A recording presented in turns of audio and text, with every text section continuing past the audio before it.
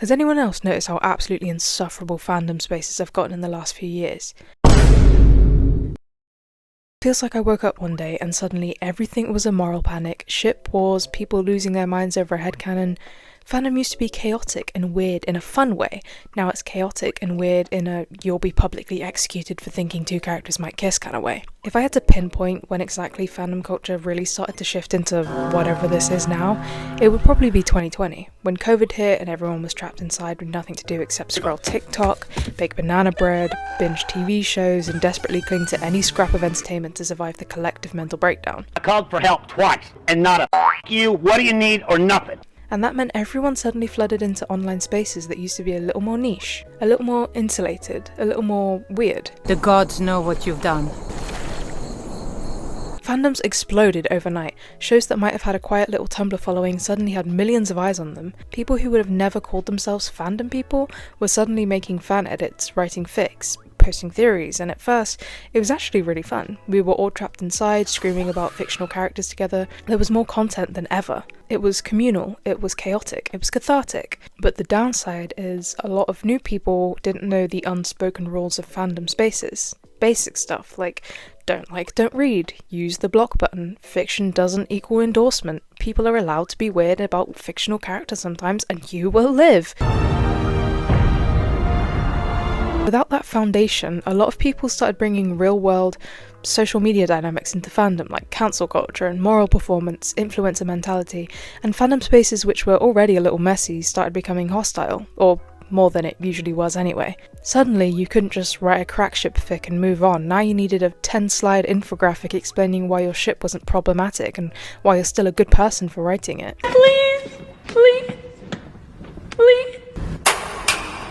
I think this great shift, as I'll dramatically name it, worsened exponentially when Stranger Things Season 4 dropped. Everyone watched that show, and at first it was cool. Fandom was finally getting mainstream recognition, love that for us, except it wasn't just people joining fandom, it was people judging fandom. Fandom folks were doing what they always do, obsessing over characters like Eddie Munson, writing 100,000-word fix-it fix where he lived, making goofy songs like Eddie Baby I Just Saw Steve and Chrissy Wake Up, cosplaying, making stupid edits, business as usual. But the normies, they lost it. Suddenly, if you wrote fanfic or made a silly song, you were weird or parasocial or embarrassing. It honestly felt like we opened the door to our weird little clubhouse and a bunch of strangers came in, looked around and started laughing at the furniture. And when I say normies, by the way, I don't mean that in a derogatory or insulting way. I just mean people who weren't previously involved in fandom spaces, people who maybe enjoyed media casually but didn't participate in the whole world of fanfiction, headcanons, cosplay, edits, all of that. And there's nothing wrong with being a casual fan. Not everyone wants or needs to be deep into fandom culture, but when people who aren't used to how fandom works suddenly come into those spaces, sometimes there's confusion and then judgment. For people who could just watch a movie and move on, I suppose it's shocking to see how intense a hyperfixation or special interest can get, and for neurodivergent people who've basically been running fandoms like the f***ing Navy forever, being judged for hyperfixating on a certain character or a piece of media feels a lot like getting bullied for being the weird kid in school again, just this time it's online. It's not bad that new people are discovering fandom. The problem is when they come in, they just don't understand the culture and then try to change it or mock the people who built it, which of course applies to many things over the course of history since forever. Another massive shift is that fandom turned into a moral battleground of sorts. Everything is now about whether something is problematic or toxic or morally correct. Writing a toxic ship? Problematic. Exploring a dark theme in a fanfic? Problematic. Having a headcanon that isn't canon accurate? Problematic. And the wildest part is probably the same people screaming about toxic fanfiction who are the same ones stumbling over themselves to watch the newest After movie. You know, the one where Hardin Scott emotionally terrorizes Tessa for 6 movies straight? Fucking dreadful! Or that 365 Days movie that everyone was drooling over a few years ago? Let's be serious now, either you're against messy, unhealthy fiction or you're not. But you can't crucify fanfic writers for exploring dark dynamics and then line up for another 2 hours of Wattpad's favourite emotionally unavailable British man. And you know what really gets me? People acting like they were forced to read fics they didn't like. Babe, you're on AO3, basically the best tagged website in human history. You don't like enemies to lovers? Filter it out. You hate age gaps? Block the tag. You only want modern AUs under 50k words with no major character death? You can find that with like 3 clicks. But no, People will scroll past 87 warnings, 3 author's notes, and a big flashing "dead dove do not eat" tag, and still comment, actually this was really toxic and made me uncomfortable. It's literally tagged "dead dove do not eat, why did you take a bite?" Somewhere along the line, fandom went from being messy and chaotic to being somewhat sanitized, or at least there's now this expectation that fandom has to be wholesome, safe, and morally pure all the time. No trauma, no dark topics, no morally grey characters. That's what a lot of people seem to expect from fandom now, lest they have to clutch their precious pearls. But the thing is, fandom was never supposed to be sanitized. Fandom was built to explore the things you couldn't touch in mainstream media. Look back at Star Trek in the 1960s. Fans were writing Kirk and Spock fanfiction exploring queer relationships decades before mainstream media would dare. At the time, being openly gay could literally get you arrested, and obviously in some parts of the world that's still the reality today, which makes the existence of these creative, rebellious spaces even more important. And it wasn't just casual stuff. People were printing out homemade fan magazines called zines and passing them around by hand or through the mail. Some of it might have been technically illegal because of copyright laws, but nobody cared. It was about community and telling the stories no one else would tell. Fun fact, the whole term slash fiction, shipping characters like Kirk and Spock, literally comes from the slash between their names.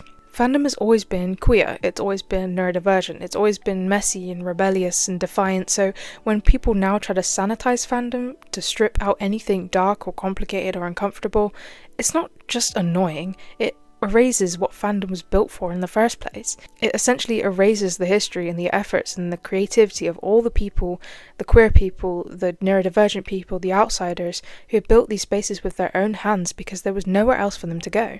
And honestly, I think another part of why fandom feels so suffocating lately is because it seems like purity culture seems to be creeping back in. I don't know, guys. Except this time, it's not dressed up in church clothes, it's dressed up in progressive language and therapy speak. Maybe your father didn't spend enough time with you. Maybe your mother didn't spend enough time. You didn't get the type of attention from your parents.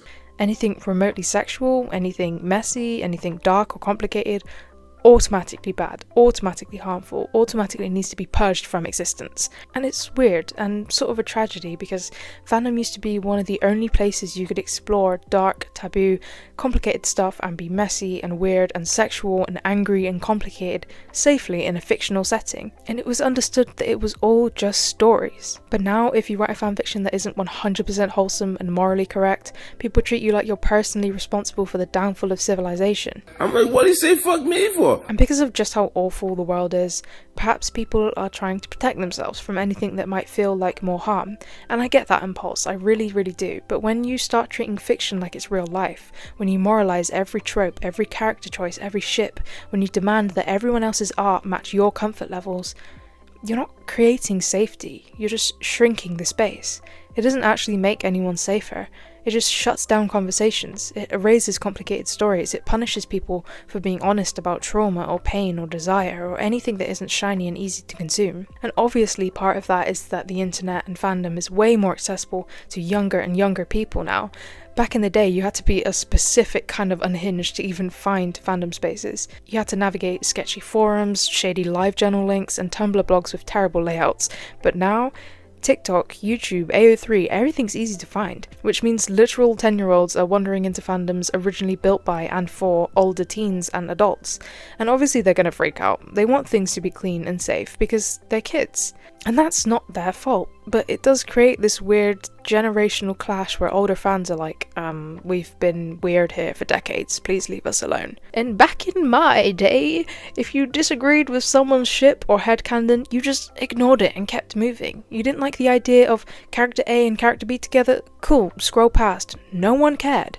Now, one wrong headcanon and people act like you killed their dog.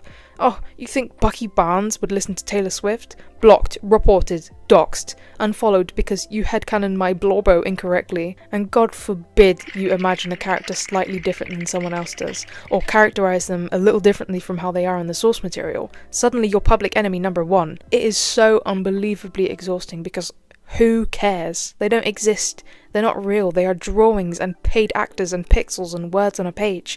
Nobody is getting hurt if you imagine a different bedroom dynamic than someone else. There doesn't have to be a 10,000 word think piece. There are bigger things to worry about than who is getting dicked down in a fanfic. A big bunch of losers, you're wasting your lives! Get a job, kiss a girl, do something! Not everyone has to interpret the characters the same way. That's literally the entire point of fandom. That's where all the interesting stuff comes from. Different perspectives, different versions of the same characters, different what-ifs that make fandom creative. So how do we fix this? Honestly, it's pretty simple. Normalize blocking and moving on again, bring back don't like, don't read, accept that fan creators aren't politicians or moral authorities. You have no authority here, Jackie Weaver. No authority at all. Let people write dark, messy, uncomfortable stuff if they want to. At one point, I saw someone say that they wished people would stop shipping characters who weren't canonically together, and like, you must be new here.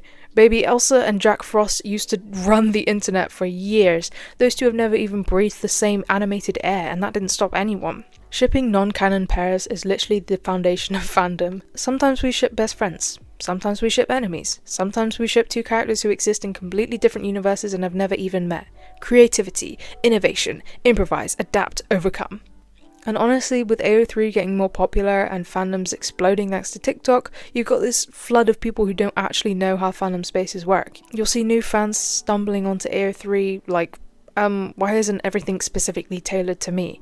Because babe, this isn't Netflix, this is the Wild West. People bringing up age gap ships or weird kink tags like they've uncovered a secret conspiracy. Like, we've already argued about that in 2014, we buried it and we held a funeral and then we moved on. And speaking of things that will probably give a modern fandom kid a nosebleed, does anyone remember the Harkness test? You know, the thing named after Captain Jack Harkness from Doctor Who, where the rule was basically, if it's intelligent and it's consenting, then you can bang it. That was the standard, that was the vibe, and at the time, nobody batted an eye. It was just accepted that Captain Jack would flirt with like a sentient puddle of goo or an alien shaped like a lamppost, and it was fine. If you dropped the Harkness test into modern fandom spaces, I feel like half of Twitter would have a full-blown conniption fit. You'd see 40 threads breaking down the problematic ethics of flirting with a sentient clout. Different times, different priorities, peak chaos, peak freedom. Also, if we're being honest, you can't really talk about modern fandom culture without talking about Supernatural. Like it or not, that fandom shaped the way that so much of online fandom looks today. It set the tone for how fandoms interact with media, how fandoms ship characters, how fandoms create their own universes when canon lets them down. And of course, we can't ignore the fact that the Supernatural fandom essentially gave birth to the modern Omegaverse. Even if you've never watched a single episode of Supernatural, if you've spent any time in fandom spaces at all in the last 2 decades, you're living in a world they helped build, for better or for worse. Before I wrap this up, I just want to say, I'm not trying to sound like some old woman shaking my cane at the sky, yelling, "These darn kids and their fandoms." That's not what this is about. I don't want to push anyone out of fandom spaces. The whole point of fandom is that it should be a place where everyone gets to be weird and creative and passionate about the things they love. And yeah, I know me complaining about people getting mad about fandom is basically making discourse about discourse. It's fandom, discourse. I see the irony. I also completely understand that the world is exhausting and scary right now, and especially for younger people, media becomes more than just entertainment, it becomes survival. It's escapism. So when someone criticizes or even just doesn't like your favorite character, it can feel weirdly personal. But honestly, I'm not fully equipped to break down all the psychological layers of that, which funnily enough is kind of the advice that some people should take, because if your first instinct when someone says, "I don't like," insert character name here, is to whip out the entire DSM-5 and try to diagnose them with every mental illness known to man, maybe, just maybe, it's okay to take a breath, log off, touch some grass, and move on. At the end of the day, fandom's supposed to be fun. It's supposed to be messy and joyful and ridiculous, and it's supposed to be a place where it's okay if we don't all like the same things or interpret characters the same way. It doesn't have to be a war! Anyway, if you survive 2013 Super Who Lock Tumblr, you may be entitled to financial compensation. Be nice, be weird, whatever. Goodbye.